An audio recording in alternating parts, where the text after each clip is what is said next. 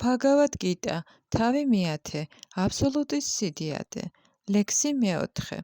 გონიერება, ცოდნა, ეჭვებისა და შეცდომისაგან თავისუფლება, მიმტევებლობა, სიმართლე, გრძნობათა მართვა, ჭკუის მართვა, ბედნიერება და უბედურება, დაბადება, შიში, უშიშრობა, არაძალმომრეობა, წონასწორობა, კმაყოფილება, ასკეტიზმი, ქველმოქმედება, სახელი და უსახელობა, ცოცხალ არსებათა ეს თვისებები მხოლოდ ჩემს მიერ არის შექმნილი.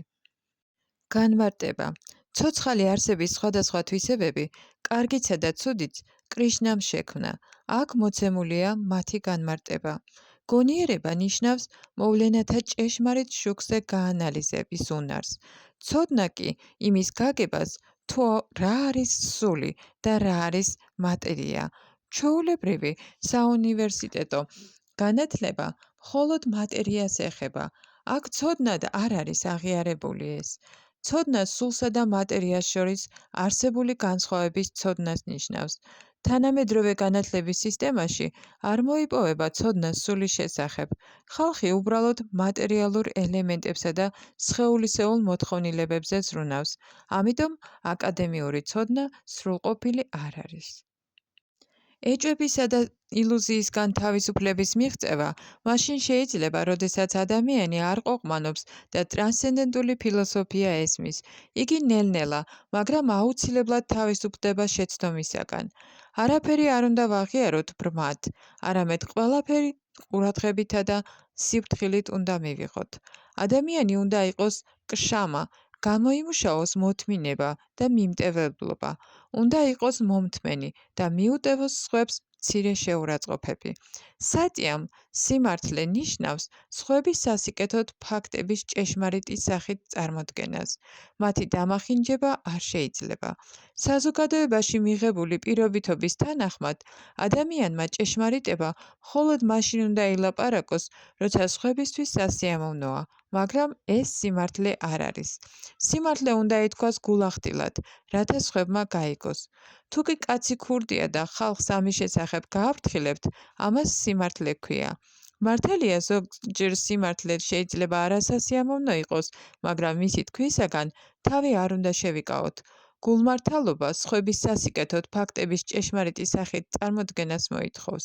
ასეთია სიმართლის განსაზღვრება. გრძნობათა მართვა ნიშნავს იმას, რომ ისინი უსარგებლო პირადი სიამოვნებისთვის არ უნდა გამოვიყენოთ. გრძნობების აუცილებელი მოთხოვნილებების დაკმაყოფილება აკრძალული არ არის, მაგრამ გრძნობების ზედმეტად დაკმაყოფილება დამღუპველია სულიერი განვითარებისთვის. ამიტომ გრძნობები უსარგებლოდ არ უნდა დავასაქმოთ. ჭკუამაც არ უნდა იფიქროს არასაჭირო საკითხებზე. ამას შამა ეწოდება. არ შეიძლება დროის დაკარგვა ფულის შეგროვებაზე ფიქრში.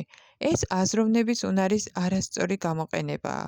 ჭკუა ადამიანის უპირველესი მოთხოვნილებების გაგებას უნდა მოხმარდეს და ეს ავტორიტეტული სახით უნდა იქნას წარმოდგენილი. აზროვნების უნარი უნდა განვივითაროთ ისეთ პიროვნებებთან ურთიერთობაში, რომლებიც ავტორიტეტებს წარმოადგენენ წმინდა წერილების, წმინდანებისა და სულიერ მოძღვართა გაგების საკითხში და ვისაც უაღრესად განვითარებული აზროვნება ახასიათებს. სუქამ, სიამოვნებას, ანუ ბედნიერებას უნდა პოულობდეთ იმაში, რაც სასიკეთოა კრიშნას ცნობიერების სულიერი ცოდნის განვითარებისთვის.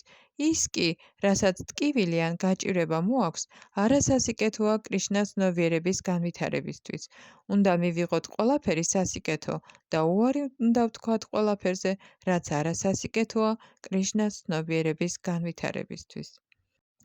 უნდა გვესმოდეს, რომ ფავა დაბადებას სხეულს ეხება. რაც შეეხება სულს, ის არც დაბადებასა და არც სიკვდილს არ ემორჩილება. ეს საკითხი ბჰაგავად გიტას დასაწყისში განვიხილეთ. დაბადება და სიკვდილი ეხება იმ ხორციელ გარსს, რომელშიაც ცოცხალი არსება მატერიალურ სამყაროში იმყოფება. შიშს მომავალზე დარდი იწვევს. კრიშნას ცნობიერებაში მყოფ პიროვნებას არაფრის ეშინია, ვინაიდან თავისი ქმედებების შედეგად აუცილებლად დაბრუნდება შინ, სულიერ ზეცაზე, ღმრთეებასთან. ამიტომ მისი მომავალიც ნათელია. მაგრამ სხვებმა არ იციან, რა ელით მომავალში, მომდევნო ცხოვრებაში, ამიტომ მუდამ აღელვებულები არიან. თუ კი მღელვარებისაგან თავის დაღწევა გსურს, საუკეთესო გზა კრიშნას შემეცნება და მუდამ კრიშნას ნებიერებაში ყოფნა წარმოადგენს. ასე ჩვენ ყოველგვარ შიშს ვძლევთ. შრიმად ბჰაგავატამში ნათქვამია, შიში გამოწვეულია იმით, რომ ცოცხალი არსება ილუზორულ ენერგიაშია ჩაფლული, მაგრამ ილუზორული ენერგიისაგან განთავისუფლებულთ, ვინც დარწმუნებული არიან, რომ მატერიალური სხეული კი არა, ღმრთების უზენაესი პიროვნების სულიერი ნაწილები არიან და უზენაესი ღმრთების ტრანსცენდენტული სამსახურით არიან დაკავებული, არაფრის ეშინიათ. მათი მომავალი ნათელია. შიში იმათი ხვედრია, ვინც კრიშნას ცნობიერებაში არ იმყოფება. აბჰაიამ უშიშრობა მხოლოდ კრიშნას ცნობიერებაში მყოფთათვის არის შესაძლებელი. აჰიმსა, ანუ არაძალმომრეობა ნიშნავს იმას, რომ ადამიანის ქცევამ სხვები გაჭირვებასა და საგონებელში არ უნდა ჩააგდოს. მატერიალური მოქმედებები, რომელთაც ამდენი პოლიტიკოსი, სოციოლოგი, ფილანტროპი და სხვანი გვპირდებიან, არ იძლევიან კარგ შედეგებს, ვინაიდან პოლიტიკოსებსა და ფილანტროპებს ტრანსცენდენტული ხედვა არ აქვთ. მათ არ იციან ადამიანთა საზოგადოებას, რა მოუტანს ჭეშმარიტ სიკეთეს.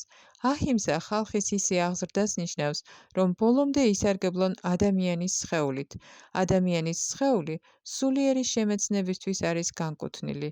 ამრიგად, ნებისმიერი მოძრაობა ან ორგანიზაცია, რომელიც ხელს არ უწყობს ამ მიზნის განხორციელებას, ძალმომრეობას უწევს ადამიანის სხეულს. იმას, რაც განკუთვნილია ხალხთა მასების მომავალი სულიერი ბედნიერებისთვის, არაძალმომრეობა ეწოდება. სამატა წონასწორობა ნიშნავს თავისუფლებას მიჯაჭვულობისა და ზიზღისაგან. არც მეტის მეტი მიჯაჭვულობა ვარგა და არც მეტის მეტი განჯაჭვულობა. მატერიალური სამყარო მიჯაჭვულობისა თუ ზიზღის გარეშე უნდა მივიღოთ.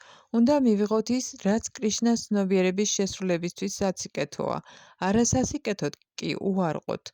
ამას სამატა წონასწორობა ჰქვია. კრიშნას ცნობიერებაში მყოფ პიროვნებას არ სჭირდება რაიმეს მიღება ან უარყოფა, გარდა იმისა, რაც კრიშნას ცნობიერების შესრულებისთვის სასარგებლოა ან უსარგებლო. ტუშტი ანუ კმაყოფილება ნიშნავს იმას, რომ ადამიანი არ უნდა ესწრაფოდეს უსარგებლო საქმიანობებით მეტი და მეტი მატერიალური ნივთების დაგროვებას. უნდა დაკმაყოფილდეს იმით, რასაც უზენაესი უფლის წყალობით ღებულობს. ამას კმაყოფილება ეწოდება. ტაპასი ნიშნავს ასკეტიზმს, ანუ ეპითემიას. ვედებში მრავალი წესია მოცემული, მაგალითად, დილაადრიან ადგომა და განბანა.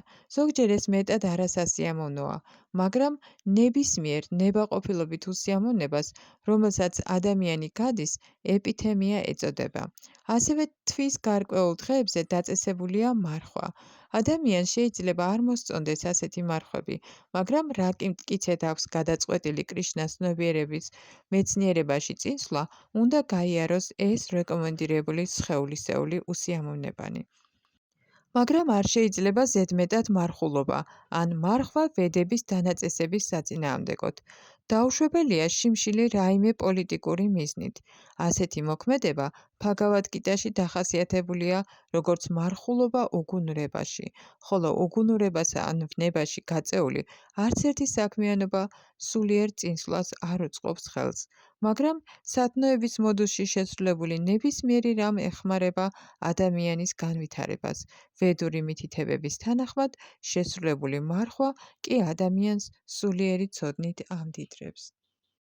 რაც შეეხება ქველმოქმედებას, ადამიანმა შემოსავლის 50% რაიმე კარგ საქმეს უნდა შესწიროს. და რა არის კარგი საქმე? კარგი საქმე ისაა, რაც კრიშნას ცნობიერების თანახმად სრულდება. ეს არა მხოლოდ კარგი, არამედ საუკეთესო საქმეა. ვინაიდან კრიშნა კარგია, მისი საქმეც კარგია. ამიტომ მოწყალება იმ პიროვნებას უნდა მივცეც, რომელიც კრიშნას ცნობიერებაში იმყოფება. ვედურ ლიტერატურაში დაწესებულია, რომ მოწყალობა ბრაჰმანებისადმი უნდა გავიღოთ. ამას ხალხი დღესაც ასრულებს.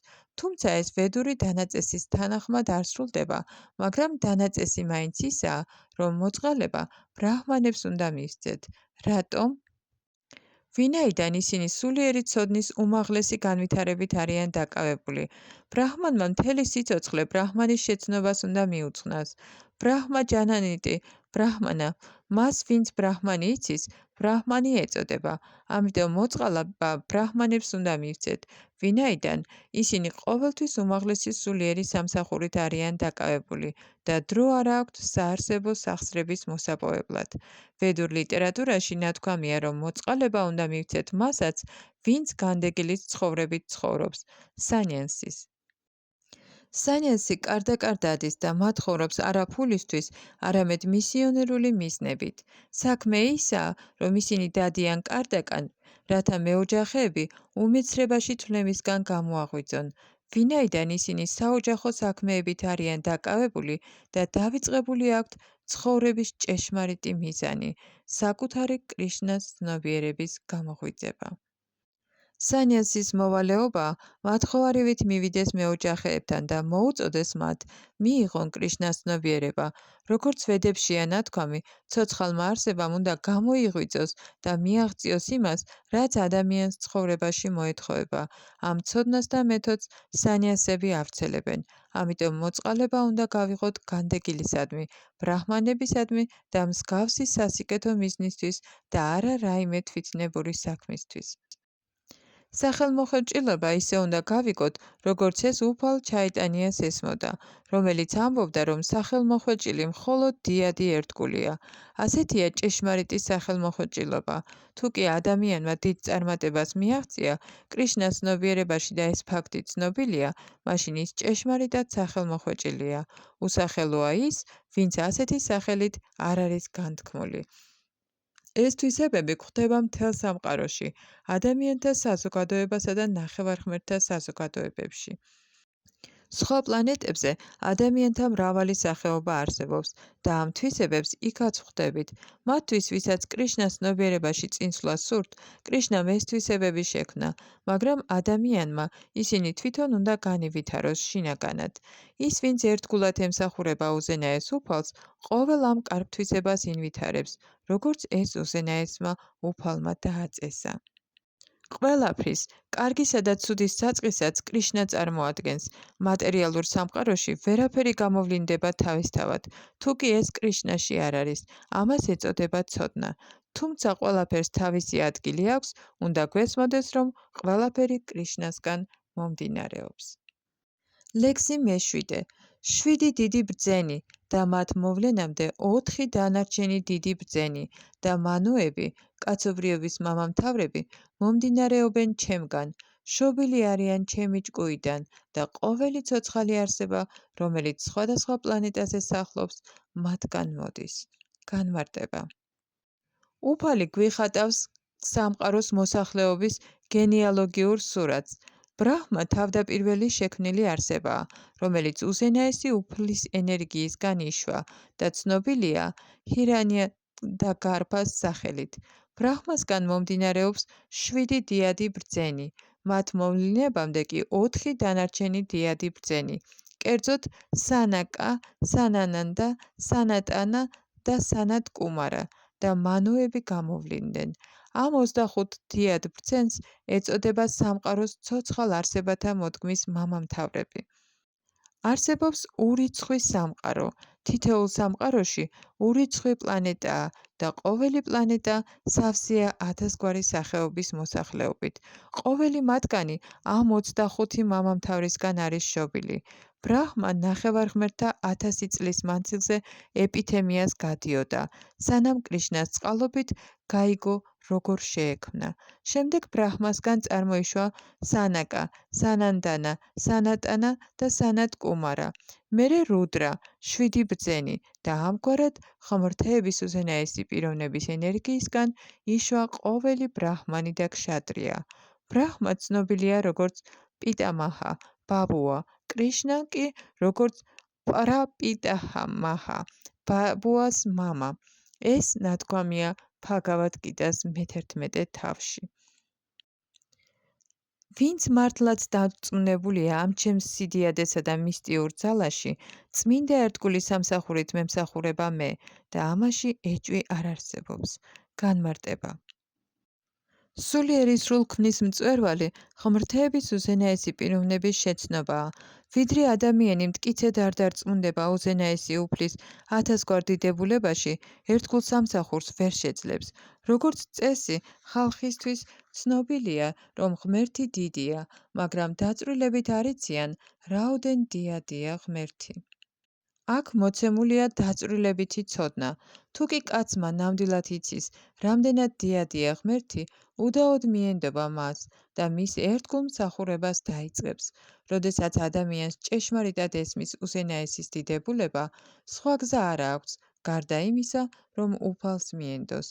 ამ რეალური ცოდნის მიღება შეიძლება შრიმად භაგავატამში, ბჰაგავად გიტასა და მსგავს ნაწარმოებებში მოცემული აღწერილობებიდან. ამ სამყაროს მმართველობაში მონაწილეობას ღებულობს მრავალი ნახევარღმერთი, რომელთაც მთელ პლანეტარულ სისტემაში ვხვდებით. მათ შორის მთავარი არიან ბრაჰმა, უფალი შივა, 4 დიადი კუმარა და სხვა მამამთავრები. სამყაროს მოსახლეობას მრავალი მამამთავარი ყავს და ყოველი მათგანი უზენაესი უფლის კრიშნასგან არის შობილი. ღმრთების უზენაესი პიროვნება კრიშნა ყოველი მამამთავარის პირველადი მამამთავარია. ასეთია უზენაესი უფლის დიდებულების ზოგიერთი გამოვლინება.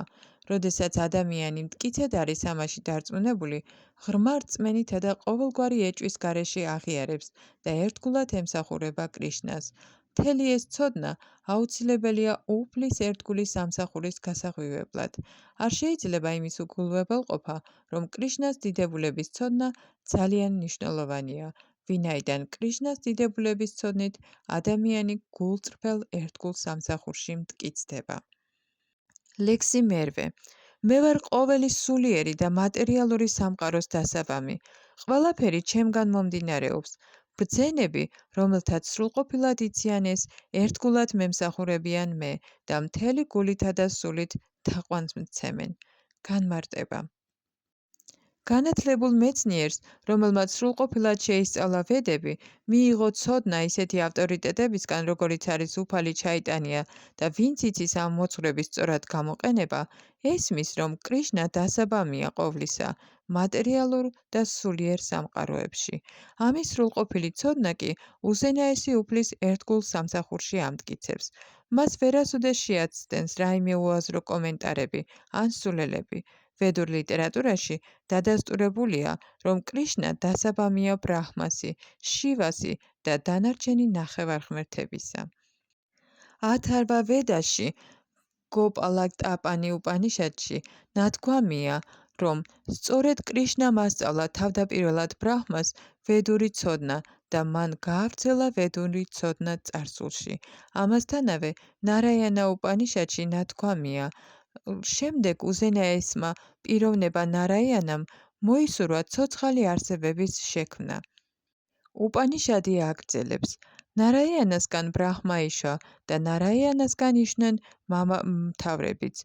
ნარაიანასგან იშვა ინდრა, ნარაიანასგან იშვა რვავასუ, ნარაიანასგან იშვა 11 რუდრა, ნარაიანასგან იშვა 12 ადიტია.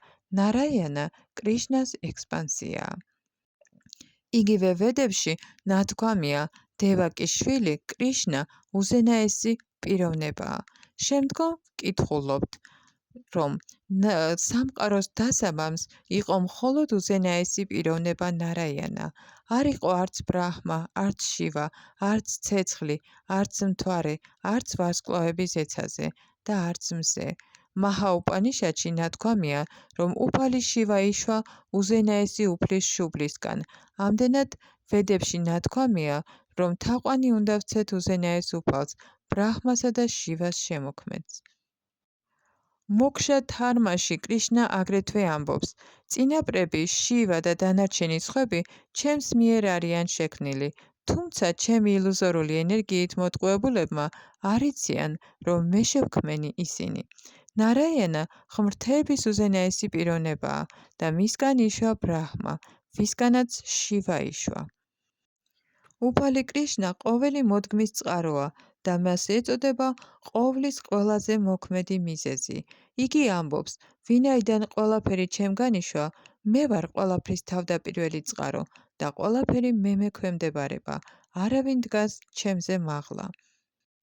არ არსებობს კრიშნაზე მაღალი განმგებელი, ვისაც ჭეშმარიტი სულიერი მოძღვრისგან ასე ესმის კრიშნა ვედური ლიტერატურის დამოწმებით, მთელი ძალით ერთვება კრიშნას ცნობიერებაში და ხდება ჭეშმარიტი სწავლული. მასთან შედარებით, სხვები, ვინცაც სწორად არ ესმით კრიშნა, უბრალოდ სულელები არიან, მხოლოდ სულელი თუ მიიჩნევს კრიშნას უბრალო ადამიანად. კრიშნას ცნობიერი ადამიანი არ უნდა მოატყუოს სულელებმა. იგი უნდა ერიდოს ბჰაგავად გიტას ყოველ არას უფლებამოსილ კომენტატორს და ინტერპრეტაციას შეუპოვრობით და სიმტკიცით განვითარდეს კრიშნას ცნობიერებაში.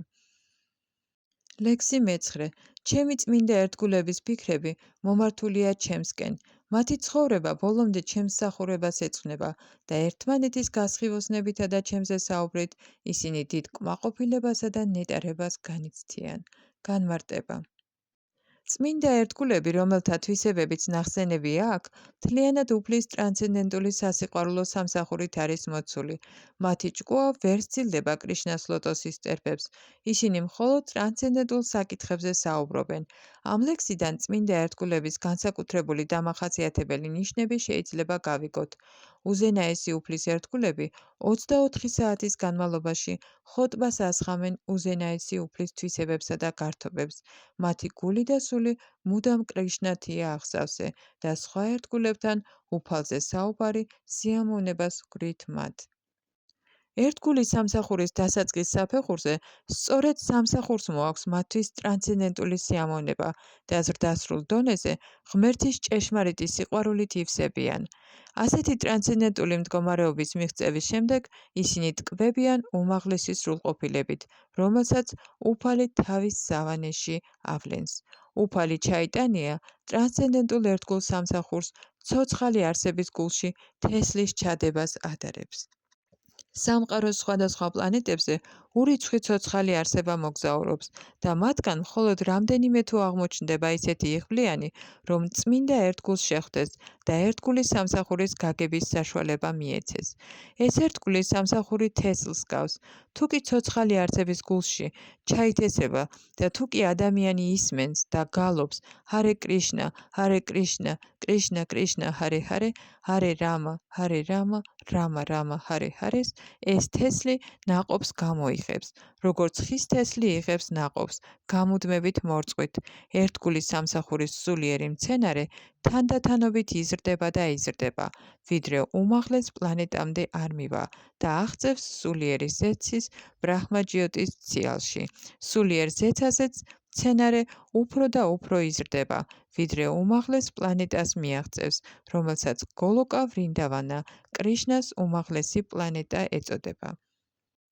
საბოლოოდ, მცენარე კრიშნას ლოტოსის წერფთა თავშესაფარს პოულობს და იქ რჩება. თანდათანობით, როგორც მცენარე ისხამს ნაყოფსა და ყვავილებს, ერთგულის სამსახურის ეს მცენარეც ნაყოფს იღებს, მისი მორწყვა გალობისა და მოსმენის სახით გრძელდება. ჩაიტანია ჩარიტამრიტაში ერთგულის სამსახურის მცენარე ბოლომდე არის აღწერილი. იქ განმარტებულია, რომ როდესაც ზრდასრული მცენარე უზენაესი უფლის ლოტოსის წერფთა თავშესაფარს პოულობს, ცოცხალი არსება ღმერთის სიყვარულში ბოლომდე ეფლობა. ასეთ დროს იგი წამსაც ვერ ძლებს უზენაეს უფალთან ურთიერთობის გარეშე, ისევე როგორც თევზი ვერ ძლებს უწყლოდ. ასეთ მდგომარეობაში უზენაეს უფალთან ურთიერთობის შედეგად ერთგული რეალურად იძენს ტრანსცენდენტულ თვისებებს. შრიმად ბჰაგავატამი აღსავსეა ასეთი მოთხრობებით უზენაესი უფლისა და მისი ერთგულების ურთიერთობის შესახებ. ამიტომ შრიმად ბჰაგავატამი უაღრესად ძვირფასია ერთგულებისთვის, როგორც ერთ თავად ბჰაგავატამშია ნათქვამი. შრიმად ბჰაგავატამ პურანამ ამალამ იად ვაიშნავამ პრაიამ. ამ ნაწარმოებებში არაფერია თქმული მატერიალური მოქმედებების, ეკონომიკური განვითარების, გრძნობათა დაკმაყოფილებისა თუ განთავისუფლების შესახებ. შრიმად ბჰაგავატამი ერთადერთი მოთხრობაა, რომელშიც მთლიანად არის აღწერილი უზენაესი უფლისა და მისი ერთგულების ტრანსცენდენტული ბუნება. ამრიგად, კრიშნას ცნობიერებაში მყოფ რეალიზებულ სულებს უწყვეტ სიამოვნებას ჰქრის ასეთი ტრანსცენდენტული ლიტერატურის მოსმენა, ისევე როგორც ახალგაზრდა ბიჭსა და გოგოს სიამოვნებთ ერთმანეთთან ურთიერთობა. ჰარე კრიშნა.